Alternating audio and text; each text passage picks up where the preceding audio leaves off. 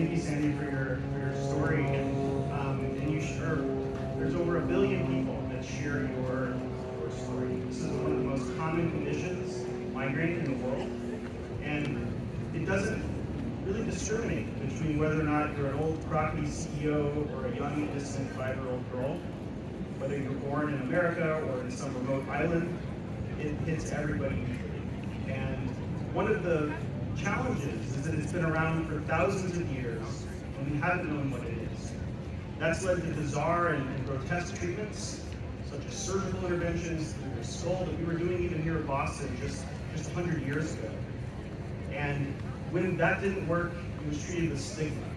It was an invisible disease that we couldn't treat or understand. And so what's really changed in the past, really 50 years?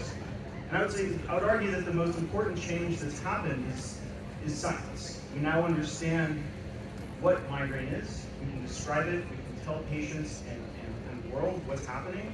And we even have built tools, some new medicines, and even non-pharmacological approaches to manage the factors that drive migraine.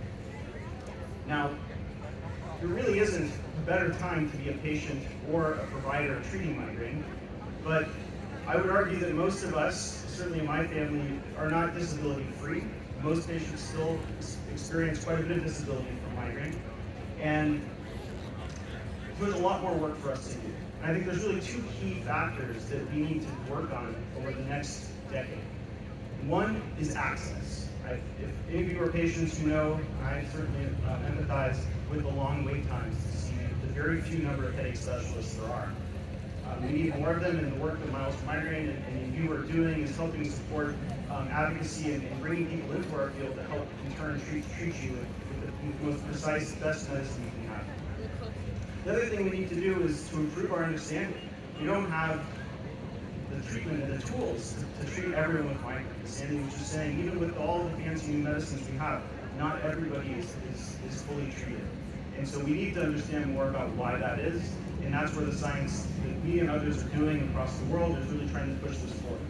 And so while it is the best time, perhaps in history, compared to thousands of years ago at least, to be a migraine patient, there's still a lot more, there's a bright future ahead, with a lot of new things coming, so please stay with us, stay advocating.